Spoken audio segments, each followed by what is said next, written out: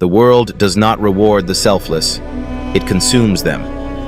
If you do not put yourself first, you will be put last, and it will happen politely, gradually, with smiles. Niccolò Machiavelli wrote, "A prince who wishes to maintain his power must learn how not to be good." Most people mistake that for cruelty. It is not cruelty. It is survival. Stop sacrificing your strength just to appear virtuous. You were trained to do exactly that. As a child, you learned that approval meant safety. You learned to apologize fast, to share even when you resented it, to smooth tension before it escalated. You learned that being good meant being agreeable. So you became manageable, predictable, easy to direct. And now you call it kindness.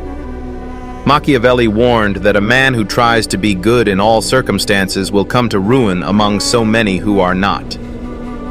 Look around. Do you think the world runs on endless accommodation or on self-interest? Here is the truth most people avoid. Everyone is optimizing for themselves. The only question is whether you are. When you constantly bend, people stop respecting the act.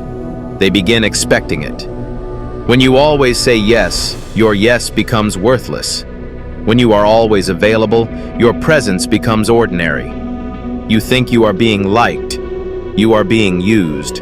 The word selfish is thrown at anyone who starts reclaiming boundaries. You've changed. Of course you have. Growth offends those who benefited from your smaller version. Machiavelli wrote, "It is better to be feared than loved if you cannot be both." In modern life, that means it is better to be respected than endlessly agreeable. Putting yourself first is not arrogance. It is preservation. A ruler who neglects his own state to please neighboring kingdoms loses everything. You are your own state. Your energy is your territory. Guard it. Imagine your boss asks, "Can you stay late again?" Old you justifies compliance. New you says, "No." Silence. No apology. No invented excuse. Just a boundary. That silence will feel dangerous. Good.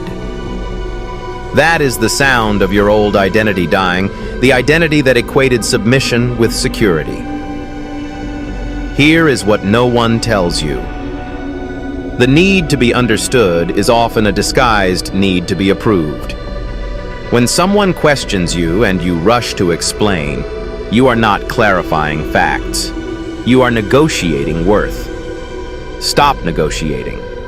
If you are terrified of losing people, you will tolerate disrespect.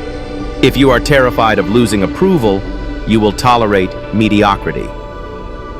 Power belongs to the person willing to walk away. Machiavelli understood leverage.